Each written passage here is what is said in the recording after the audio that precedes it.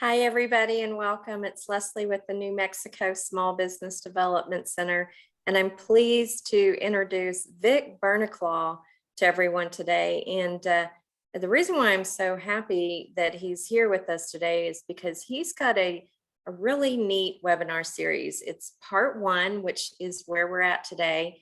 He's going to talk to you about planning for a successful business.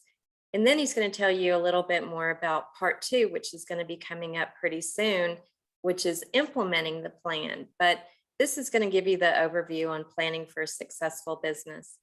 I want to remind everyone that we are going to be sending you the handouts after the presentation today.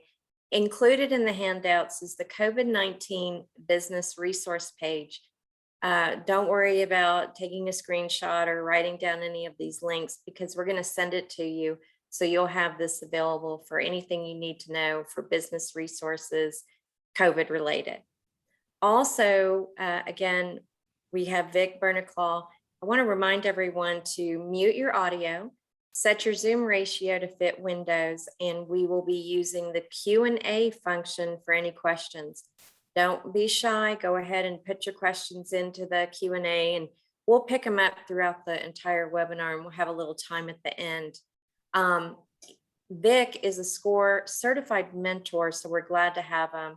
Also, I want to remind you that we have I think we have about 30 to 35 webinars this month alone on all kinds of topics for your business. We have coming up Eric's 10 favorite phone apps. We have TikTok marketing for beginners. We have Are You Tax Ready, PPP, EIDL, and Employee Retention Tax Credit Implications. That's just a few. So if you need any of the trainings, again, I'll chat over the link to you, but let me know if you need any assistance, and I will turn it over to Vic. Thank you. Good afternoon, everybody, and welcome to the webinar on planning for a successful business. Let me ask you, if you decided to vacation with your family to Disneyland, would you all just jump in the car and start driving, or would you spend some time planning it to get the most out of the time together? Well, the same thing applies to a business. You wouldn't just come up with a business idea, open your doors for business in anticipation that the customer is going to appear. Because when you do that, you may find that the customers don't really appear. My name is Vic Burnaclaw, and my purpose together is to examine how you can do that successful planning. So let's get started. Let's put planning in the right context of the successful elements for a successful plan. You could write a business plan, and I think many of you are familiar with a business plan. I had to write one for a building that I bought for the couple of businesses that I started, and it was about a 7,000 square foot building and $500,000 in sales, in cost, I should say. And I had to write the business plan for the bank because the bank says won't loan me money unless we have a business plan. So I made it really thick, so they really enjoyed the thickness of the plan, as if I had done really everything thought through, and they were happy, and I got the loan without a problem. But the problem with a business plan is that it is fairly large. It takes a lot of time, and you really want to do the business plan after you have all of the information kind of lined up, and so it's a real effort. Then what you have to do is build that plan and then go ahead and implement that plan.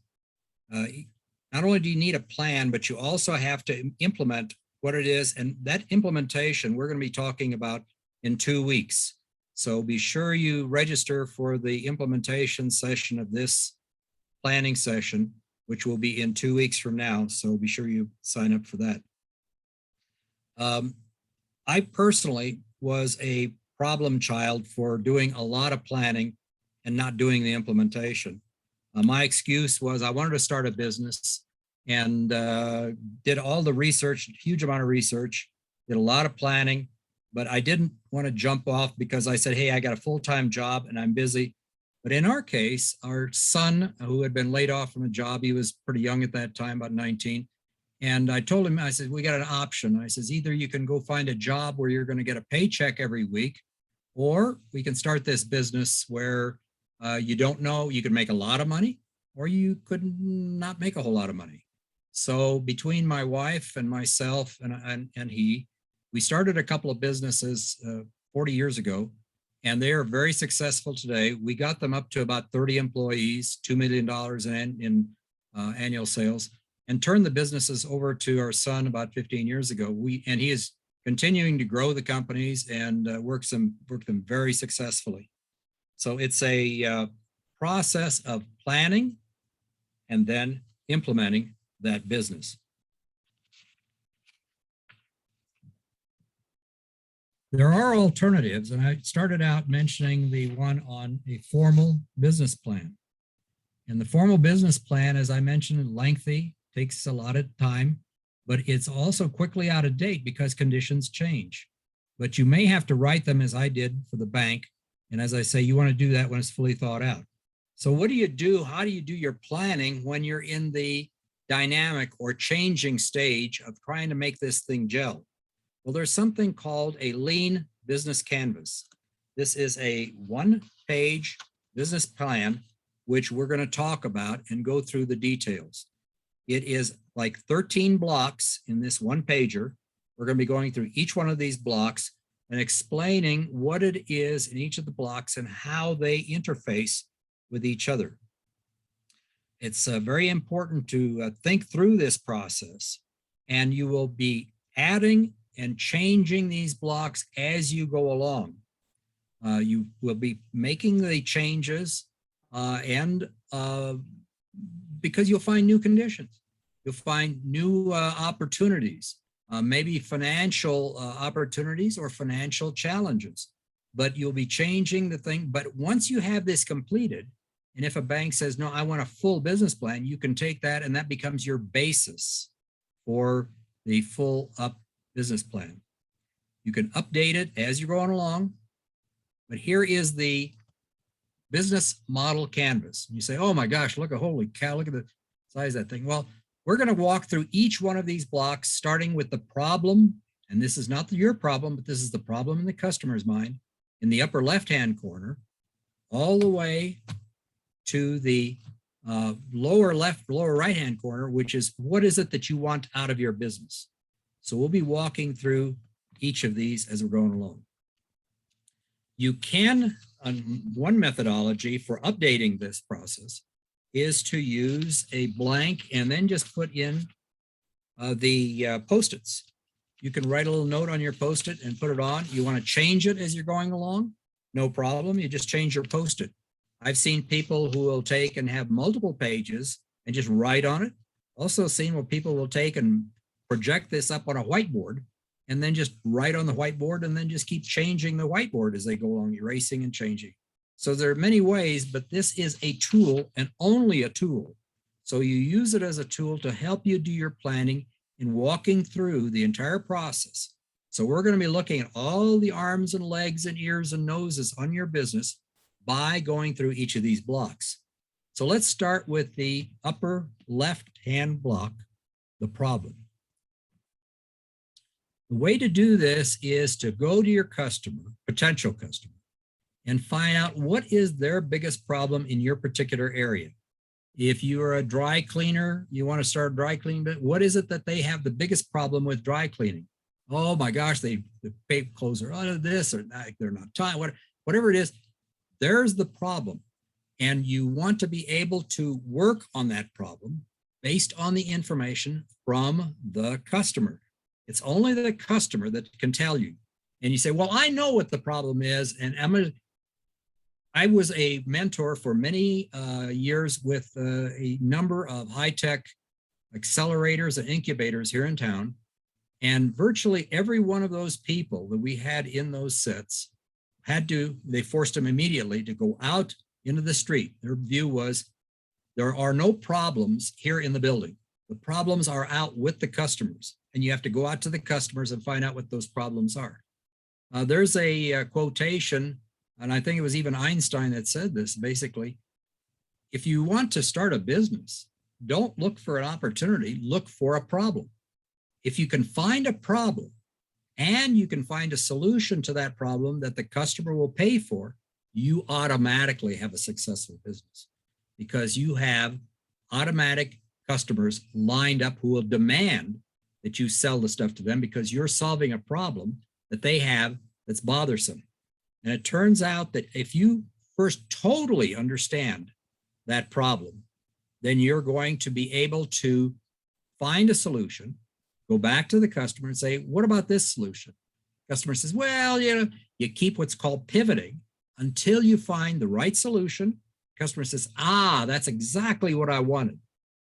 Then you start signing them up. Fine, give me a check, give me a purchase order, give me a letter of commitment, whatever it is, get a commitment out of them, and then start providing that service. And if you have enough of these people lined up, you have an automatic business, as I said. But remember, that problem is not static. It is dynamic and it changes all the time. So that problem will evolve. In our case, when we were in business, we started out selling systems. We were in the electronic security businesses, and we were selling the systems to people, where we then start talking to customers that said, hey, we love your ideas, but we just don't have that kind of money. So we said, would you be willing to lease it? And they said, oh yeah, if the price is right. So we worked up a leasing program, and then the leasing program became a major part of our business for a lot of business storefronts. So with businesses, the majority of our systems, instead of being purchased, they conserve their money. And we leased those systems, and then we maintained them for within that lease fee and monitored them within that lease fee. So it became a whole new area. Thereafter, our son was working with contractors who said, hey, I've got a problem with, I'm building this house and people are ransacking the house before I can get it closed up. And so he created a portable security station with a large boom and cameras on top, which were transmitted back to our central station so that it could be alerted with a voice feedback that says, hey, get the hell out of here. But it was a whole new area of business. Why? Because he was listening to the customer. And that's what you have to do. Listen to the customer at the very beginning. And as you're going along, you're constantly listening to the customer so that you can create a solution. And you want a solution through this process. And the process I just described, the fancy terminology for it, is called lean entrepreneurship, which started in Silicon Valley, but rapidly is being used now throughout the country in virtually all of the incubators and accelerators as the places where entrepreneurs go to help create and develop and work up the idea. Sometimes they're in residence, sometimes they're not. But the whole thrust is work through your customers. Find out what their problem is, find a solution for it, get them to buy it. And you get enough of those lined up, and you automatically have your business. But it has to be accepted by the customer. So it's not in your mind. Quickly, what I told all of our salespeople when I was in business is what you think or what you propose is totally irrelevant. The only thing that's important is what's in the mind of the customer. If the customer says, I love it, that's what you want. So don't go out pushing our products. Go out and find the problem, the solution to the problem, and sell to the customer what they demand from you to solve their problem. But it's all centered on that problem. So within that matrix, to begin with, the most important block is the upper left. That's the problem. Don't assume you know that problem. I had a specific illustration in one of the mentoring sessions in one of these high-tech areas. I had a lady who had a solution, and we said, you got to go out. And she said, I don't need to talk to customers. She said, I know what they want. I know. And we said, well, how do you know that? And she says, well, they would be stupid if they didn't take it. They'd be stupid. And they're not stupid. They're going to buy it. I said, well, want to go? I'm not going to go check. I'm just going to sell it. Well, it turns out that she obviously was a failure because what she wanted to do was not what the customer wanted. So make sure that as you go along, you not only have what the customer wants, but you modify it in time as the customer tells you, I got to have it. The third block is, in fact, the customer. You have to decide who are you going to pursue as your customers. You can't pursue everybody. It's impossible, because if you say everybody's my customer, then you better have an infinite amount of money for advertising and an infinite amount of people to go out and find all of these. In other words, the only way to really succeed is to focus, focus, focus. And that's the whole principle of a laser. A laser just takes and focuses light. And with that light, you can burn through steel. You can take the light that you and I see right now through our eyes, focus it, and it'll burn through steel. Same way in business, focus your energies on a customer segment once you find out who you want to pursue. So think about, who should you have? Is it old, young, male, female, particular income range, homeowner, etc.? Where is your best customer? The way to do that within that customer segment is to say, who is my ideal customer? Is that ideal customer this age, this income, whatever it is? Define the ideal customer and write it down. Everything I'm going to push with you is write it down, write it down. Why? Because when you do that, there's certain parts of the brain that are activated by writing that are not activated by your eyes or your ears. So write it down, because you're going to be changing this as you go along, and that way you can change it from a specific level. So if you think of who your ideal customer is and you define it, then the next question is, how do I reach that ideal customer? Are those ideal customers all part of an association? Are they in a particular part of town? Do they hang out together in a particular area? Or how can I reach that ideal customer? If you can do that, those two steps, that becomes the major input into your marketing plan. Your marketing plan is basically saying, I'm going to go reach those people. Now, what's the best way to reach those people? In other words, if I'm going to go hunt birds, you got to go where the birds are at. And what's the best way of getting to those birds? I mean, do I have to use a shotgun? Do I have to use a rifle? Do I have to use a net, snare? What is it that I could use to get that ideal situation? The next block is that of product and service. Are you going to sell a product? Are you going to make it? Are you going to subcontract it out for production? Or are you going to buy it wholesale for resale? If you buy it, then who are you going to buy it from? In other words, who are your vendors going to be? You may have to sign contracts with those vendors. Be sure you read them. So many people take contracts and just sign at the bottom without reading them. Very, very dangerous, particularly in business. And there is no contract that can't be changed. They may say, hey, we have a standard contract, take it or leave it. You say, well, I understand exactly your point, but here's the problem I have. I can't do this, this, and this. So can you modify? Can we find a way to modify this to agree to that? And that's true with any contract. You can modify it to what the two parties agree to. So never sign something merely because somebody says, that's my standard contract. So what? If you don't want those provisions, you better change them. Because if you sign it, you have agreed to those provisions. Now, if you have a vendor that you're signing the contract with, make sure you maintain good relations with that vendor, whatever it takes, because you're going to be dependent on that vendor delivering to you. And if they don't deliver, you don't have anything to sell. So I'll give you an illustration. When we were in business, we started out with the major, almost like a franchise operation, with a major supplier who had a beautiful product, great product, very innovative product. And so we were really totally committed to them. But at the very same time, we established relations with other vendors who could provide product to us as well.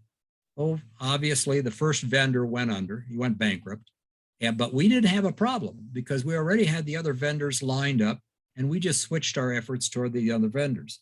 So make sure that you're never totally 100% committed, whether it's to a vendor or 100% to a customer.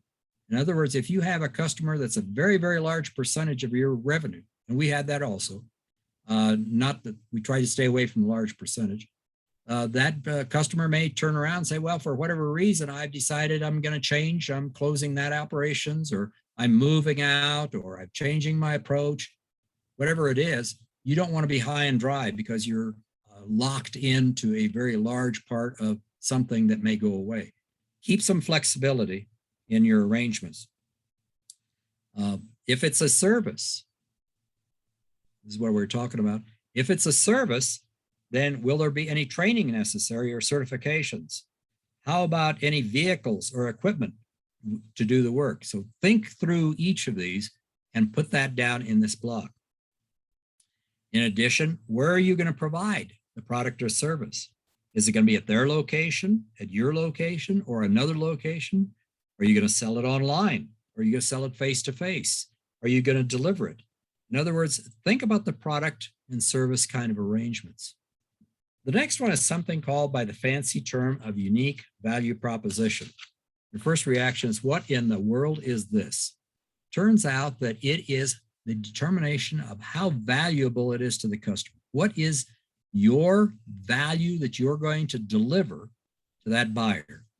If it's extremely valuable, they're going to want to pay, they'll be willing to pay a great deal for that service. If it's kind of like something they can get at a dozen different places, then it's probably not all that valuable. But the more you can create a unique value proposition, whether this is through availability, through selection, options, timing, location, whatever the unique aspect of it, serviceability, whatever it is, try to find a unique aspect of it. And that makes you more valuable in the mind of the customer. And if you'll do that, then you'll become a totally committed, have a totally committed customer. Let me give you a little story. We started out, as I mentioned to you earlier, about leasing. We started leasing to storefronts, and we weren't sure of exactly what we wanted, what exactly they'd be willing to pay. So when we went in, we said, okay, there's a $99 down payment and $19.99 a month. And they basically said, no way. And we said, why? And they said, well, if it's $99, it's got to be a toy, and we're not interested in toys. So the next place we went in, we said, it's $199 down and $19.99. They said, well, that might be okay, but So we went to the next place and said, it's $199, correction, $299 and $19.99. And we got more sales. In other words, the value is not in your mind, it's the value in the mind of the customer. So in this case, we found out through our alternative pricing that the value to them was their perception, and their perception of value was related to price. It was the very same system we were thinking about putting in for the 99, but we put in, as good a system as we could do it for the 299. But so it wasn't just a basic, but it was a little bit more. But in fact, we got the sales, that is the leases, with the 299 much, much more than we would with the 199 or the 99. So determine the value in the mind of your customer. That's what it's all about. What else can you offer that no one else does? If you can do that uniqueness, as I mentioned, whether this is by location, by timing, hey, I can deliver it tomorrow and nobody else can, or women, I'm located in the particular area where you're at, you have to go all the way across town to go get it, or wait a minute, I can deliver it right away, or no, mine includes service, or or more personal, whatever it is. Find that uniqueness, and you will have a customer dedicated to you. Next one is competitive advantage. What can you do that gives you that edge? What allows you to win over your competitors? And as I mentioned, there are a lot of ways that you can do this, including price. But be careful about the pricing and dropping the price, because you want to make sure you have enough money to take care of the expenses and profits for your business. And later on, we're going to be talking about that, as well as particularly next time around in 2 weeks, when we talk about the implementation, we're going to be talking about how much money do you have to start a business, or how much money do I have to expand the business? in hand before I even start. Because one of the major reasons, almost the number one major reason that companies go out of business, and incidentally, depends upon your source of information and the timing. 2019, there is a study that shows that 90% of the businesses that started went out of business within a couple of years. Also, I've seen where other figures where I've seen 80% of the businesses that get started are out of business within 5 years. So there is a very high mortality, regardless of what set of figures you use, that you're out of business. So allow yourself to win over your competitors with a special, in a sense, special sauce, in a sense. How are you protected from your competitors? If you can, if you could patent it, wonderful, but that's a very small set. But on the other hand, if you can hit the market very quickly and come up with innovations on a continuous basis. So I come up with this new thing called Zoom. And, but I don't just leave it as Zoom. I started improving it. Okay, it's not between two people. Now I can put it out for a whole group. Now I can put it out for remote and multiple areas. And you just keep adding features, and you keep and you retain and you attract enough people that you become the source that everybody's going to go to. So one of the ways is stay ahead of your competitors by offering features and particularly benefits that other people can't add. Next one is marketing and sales. How are you going to reach those customers? Are you going to do it face-to-face, which is wonderful if you've got the time and could do it. You can do it through advertising, and that advertising could be of many, many sources.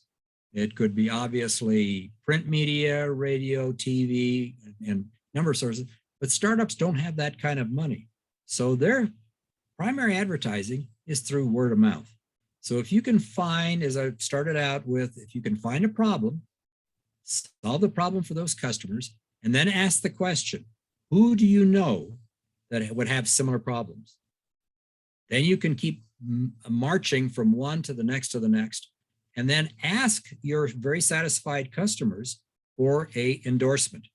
You want to put that endorsement on your website. We'll be talking about that in the next session, next time, about creating a website. But you want to create that endorsement on your website, because one of the things that will really, really sell is lots of stars. 5 stars out of 5 stars, your Yelp rating, or whatever your satisfaction. Or what we did even in SCORE was to put down just a sentence or two from very satisfied clients, because people look at your website, they want to know whether you're fly by night, and are people happy using your product or service.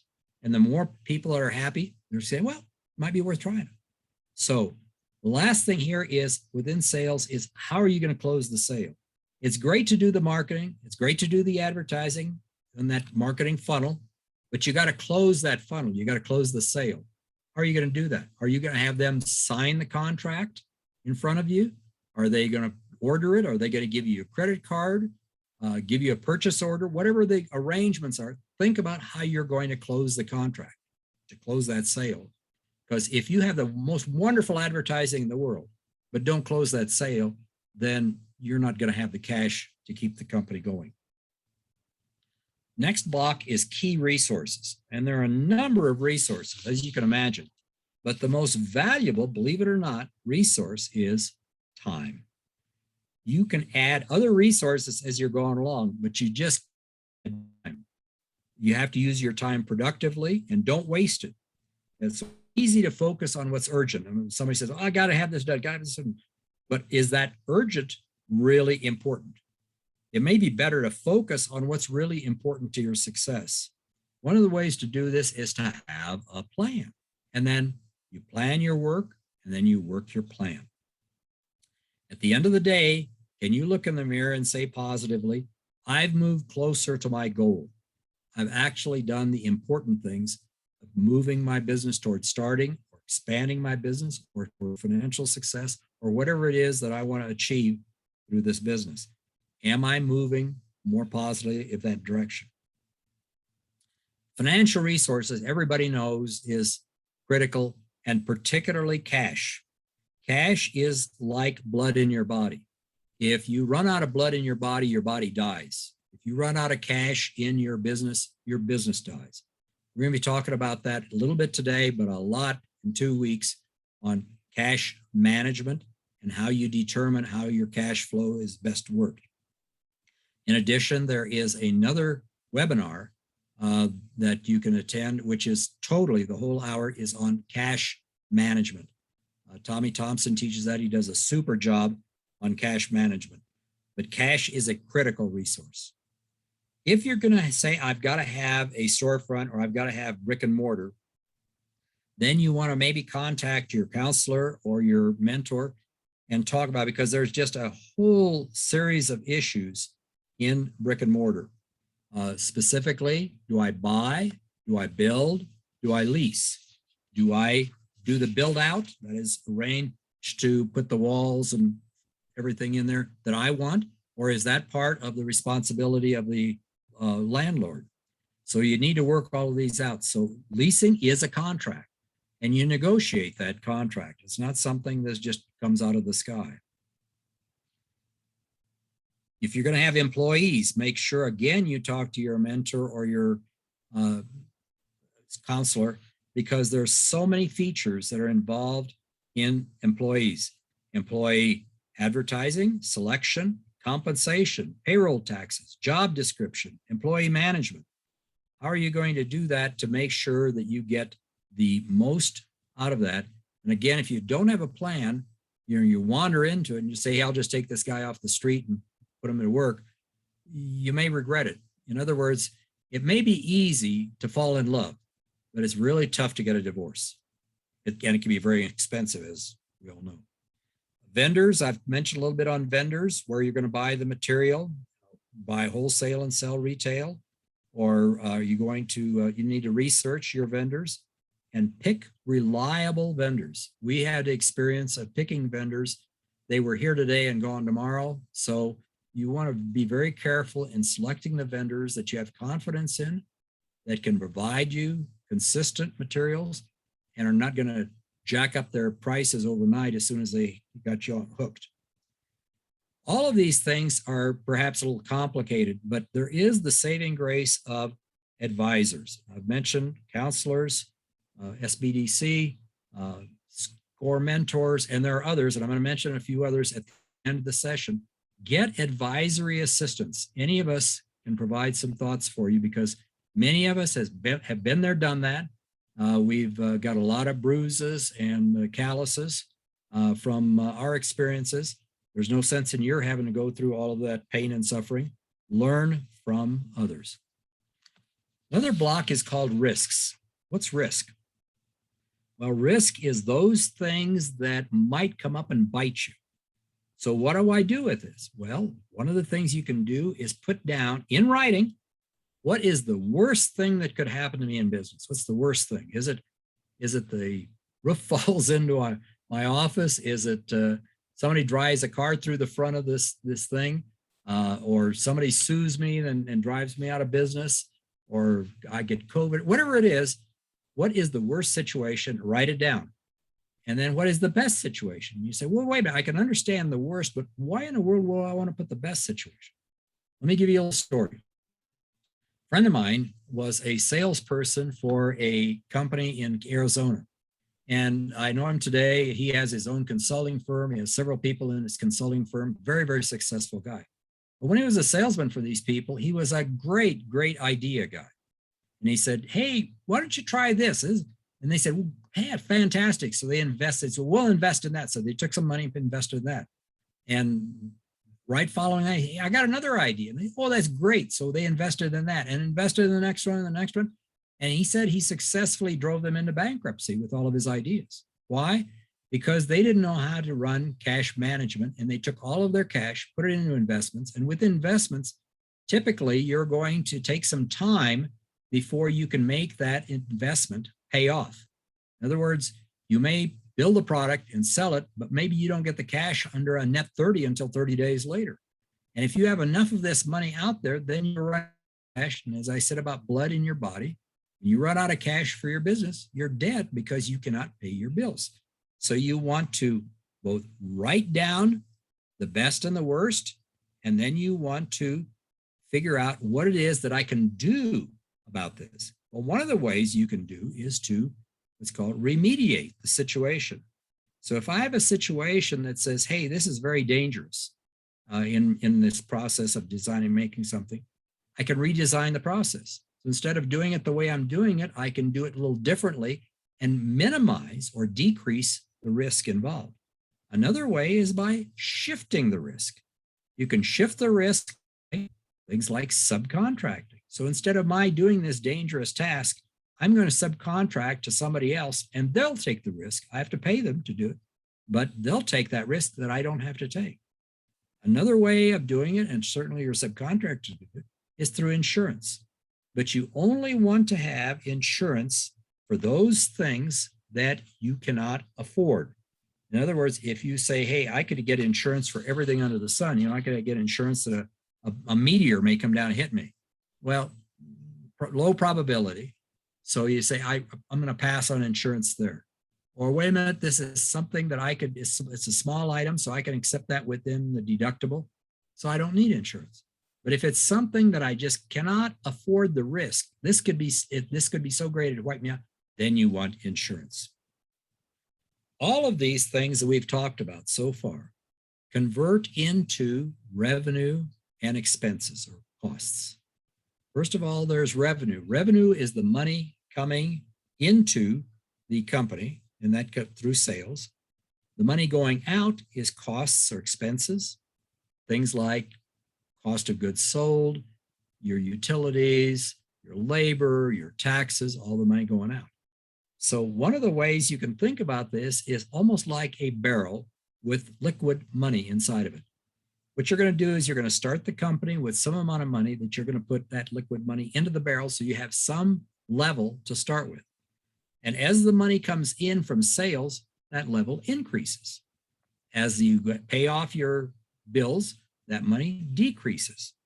And if you're going to have profits in the longer run, that level overall, period to period, month to month, will grow in that barrel. That's called profits. If that level falls, obviously, it's called losses. And we're going to show you a spreadsheet, how to do this.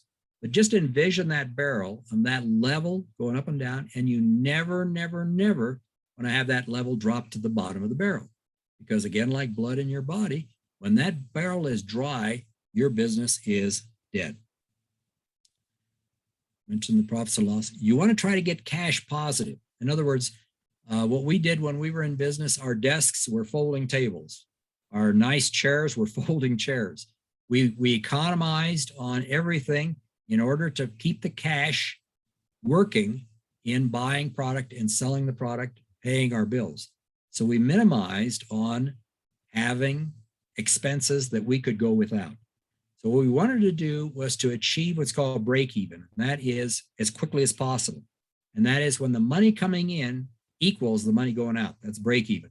Because most businesses start out at a loss. In other words, you got to put money into the system to get it going before you can really get money back out. You got to get organized. You got to get your paper. You got to get your licenses and your registration. You got to get your product. Maybe you have to open up a storefront, or maybe you just go out and install it. And maybe there's a delay in getting your cash. So to begin with, most businesses end up with cash negative for the first period, but you want to get to cash break even and then cash positive as quickly as possible, because that cash negative has to be supplied from somewhere, and it's usually out of your pocket. Let's take a look at how this process lays out in what's called an income statement, or it's also called a P&L or profit and loss statement. An income statement or profit and loss, P&L, is no more than an indication of money coming in, revenues, money going out, expenses, and then do I have some left over, or is this positive or is this negative? In other words, is this a profit or is this a loss? An income statement always covers a period of time. This particular example covered a period of time for a year in 2018. So there was sales, interest revenue. So there's all the money that came in. My cost of goods sold is what it costs me to make the stuff that I'm selling or getting or buying it.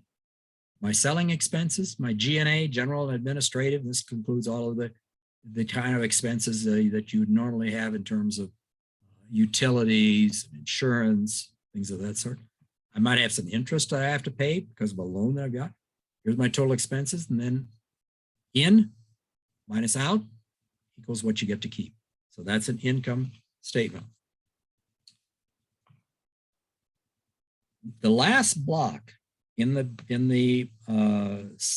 business model canvas is something called success. What does that really mean? Well, it really asks, what do you really want from your business? And I can't tell you how important this block is. So make sure you really spend some time very early on taking a look at, what do I really, really want out of this business? Do I want to make a lot of money? Do I just want a job? Do I want to create jobs for the community? Do I want to make a business as we did? We want to create a business that we could pass on to our son, which we did. That was our objective. That's why we were in business. What is it that you really, really want? It takes a lot of soul searching for you to do that, because you're going to come up in business with a lot of challenges. And if you don't have a very strong commitment, very strong reason for being in business, that first speed bump in the road is going to derail you and say, hey, this isn't worthwhile. The heck with it. I'm quitting. I'm walking away from it. And then the money that you've invested in it is lost. So make sure that before you invest any money, that you think through what I really want in business. And if that is not something that's really strong enough, then I suggest you think twice about maybe getting into business. But if it's a really strong reason, I want to really make this work, great, because that will sustain you then as you're going along. How do you keep score? How do you know that you're successful or not? Well, if it turns out it's in terms of making money, then our income statement will help that for you. If it's no, I want to create jobs, well, obviously the number of employees you have. If it's some family member, when you turn that business over to the family member, you've achieved success. Or as you build that person toward that stage, you can see the incremental levels of success. So what you want to do is to always measure the incremental levels, because it's very difficult to measure the end product. Like say, I want to make $1 million. Well, it may take you a long time to get to, but hey, this week I made $1,000 or $2,000 or whatever it is.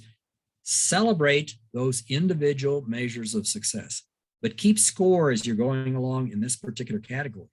Because if you don't know whether you're moving in the right direction.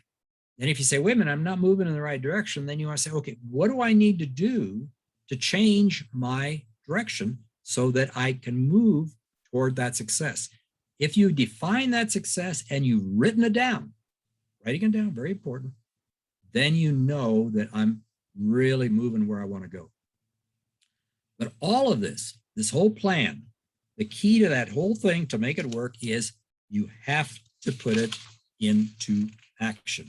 Because if you don't put it into action, nothing's going to happen. And as I mentioned to you once before, I was a poster child for doing that. I did a lot of planning, and then I finally had to put it into action when our son got laid off, and we started the business. And he and my wife were the major forces, because I was working full time, providing some of the wherewithal for the business to begin with when we were in the negative. And then as we moved along, it became more and more successful, and eventually it was his business. So we put the plan into action, but you can't learn to swim out of a book. You gotta jump in the pool in order to learn to swim. So you can't swim unless you are totally committed. Well, let's go now to see if you have any questions that you have, anything, well, this or anything else that you can think of that you want to ask a question. Stick it into the Q&A area, and Leslie will make sure that we get it raised, and we'll make sure we stay here as long as necessary to answer any of your questions. I think, Vic, this is really helpful, and I brought this up last time, but I like to revisit slide with the squares? Oh, So yeah, we can have the overview, because I think, we've gone through each one, but let's look at the picture again. Right. right. There you go. So, yeah, because again, what you have gone through your presentation is you've gone through each one of these squares, and you were talking about putting your Post-its in different spots and doing that. Right. So can we just have a quick wrap up on exactly the Sure. start to that, why the Absolutely. questions are coming in? Yeah. Absolutely. Yeah, the thing I mentioned earlier is one of the most important blocks is in the upper left. That's the problem. And again, that's the problem in the mind of your customer. So if you can find a solution to the problem that your customer has, you have it made, because you're going to be a successful business. And the second block was a solution to that problem. But spend the time totally understanding that problem, because there's a technique called 5 whys. In other words, if somebody says something that, hey, this is my problem, then you can ask, why is that a problem? Well, they say because of such and such. And I say, well, that's interesting. Well, why did you think that was a problem? What you'll do eventually is you're going to get to what's called the root cause. And the root cause, you'll find out, might not be the surface cause. In other words, the problem, I'm really irritated with this, whatever it is. Well, why are you irritated? Well, because it won't start. Well, why won't it start? Well, because when I put the key in and turn it, it goes click. And I said, well, do you think that maybe there's a reason for that? Yeah, there's a reason. The dang thing doesn't work. I said, well, have you thought about the battery? Well, it might be a battery, but I don't know. Dang thing doesn't work. Well, if it was if we could refine a battery for you to get that in there, would that be for that? And it would start and everything would run. Well, yeah, probably would. So you've got to keep digging until you find the problem. Then work your way through the blocks, as we mentioned. And all of these are basically the aspects of solving and taking care of your business. But the heart of it is solving the problem for the customer. And as I mentioned, all of this converts into cost. All of this is going to cost money. And from the customer, you're going to get the revenue stream. And your revenue minus your cost is your profit. So that's what you're constantly trying to do. But the big thing I mentioned, really, really important, define what it is that you really want out of your business before you really get started. Because keep that in mind. I'll give you a quick story. Our daughter wanted to get a horse. And during her married life, she said, I want a horse. So she actually put a Post-it on her mirror, bathroom mirror, of a horse and a picture. And that was burned into her mind. And eventually she worked toward and did get her horse, which she has now. And she is as happy as a lark. But she had a goal. Is your goal to win the game? Then what's going to be the scoreboard? If you're playing football, the scoreboard is going to tell you what your scores are. But your goal is to score points and get us more points than the opposition. So you know what your success is. Define your success and work toward it. Did that help, Leslie, or have you? Yes, I think so, because and when you say problem, what the biggest problem your potential customers has, when you can relate that to almost, well, not almost, but I would think any kind of industry out Yes. there. Yes. So even if you're looking at a brick and mortar or a handmade item or something, Yep. still Yep. have to figure out what that problem is. Right. That uniqueness, that problem, that solution that you can help solve that problem. Right. We did have a question that came in. So the questions that was asked is, are you going to go over how much cash you recommend Yes. having to start Yes. with the part 2 session? So, Yes. and I think that's really important, because my gosh, how much am I going to need? And I know Right. you do that. So that will be in part 2. Yep. Okay. And Definitely. That is a real necessity. We're kind of limited on the amount of time that we have, in an hour. So it turns out that a lot of the aspects of implementing this in terms of getting started, not only just with the finances, but also some of the administrative things, setting up your books, getting your governance, whether you're going to be an LLC or a sole proprietor or subchapter S.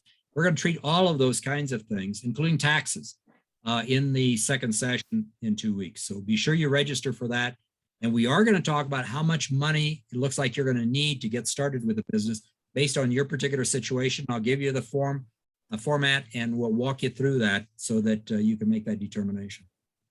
And we did. Teddy's so sweet. I was just Googling this. So because you've got to kind of have the basics in line. I want to remind everyone also that that's attending the webinar, you can go to sign up for the no cost confidential counseling through SBDC. So we can help you get connected with a local counselor. There's 19 centers in New Mexico. So there's centers that are close to you. So I'll be glad if you want to sign up through a website, you can. If you want to contact me, I can connect you with one of the local centers, email and phone number to help. You want to talk about our resource partners that we have? SCORE, of course, is close to your heart. There you go. SBDC has a tremendous network around the state that the others have a little bit, but not as extensive as SBDC does. So you have counselors at SBDC, but other alternatives. You have mentors at SCORE. We have chapters in Albuquerque, Santa Fe, Las Cruces, and El Paso. West has several locations around the state. It started out as a women's business center, but they are helping both male and female clients. And they also have an incubator that is a place here in town for people to set up their businesses inside their building. If you're a veteran, be sure you talk to VBOC, Veterans Business Outreach Center, because Rich Koffel has a tremendous program for veterans. And I've been part of that as well. And I'm a veteran. And superb program there. So you have a lot of alternatives that you can use around the state to get help. Do not pass up the opportunity to ask for help. I know a lot of people say, hey, I can do this by myself. And you certainly can, but you're going to make mistakes, the same mistakes we made. And there's no sense in you're making the mistakes that we made. Why don't you learn from the people who've been there, done that? And I think you talked a little bit about this already, Leslie. Is there anything else you want to say? No, but I agree with you when you said learn from our mistakes, because we have such a wide variety of people that can help you. So I want to remind you of that. Also, want to remind you that Vic is going to have part 2. So don't sign up for that. Don't miss that. It's a separate link. And we also will send you the YouTube link so you can watch any of our webinars. We post them up on our YouTube channel. So sit back, have some popcorn, and watch our webinars. And yep. I know, right? I guess it's lunchtime. I'm hungry. I'm eating popcorn. So, there you go. But there you go. There you go. Thanks, everybody. You guys have a great rest of your week. Be sure during the week or 2 weeks here, you think of your questions. Write your questions down. Any question at all. And we'll make sure that in 2 weeks, when we resume part 2, that we answer all of those questions for you. So absolutely. We look forward to seeing you then. Thanks, Vic, as always. See you next time. Bye, everybody. Bye.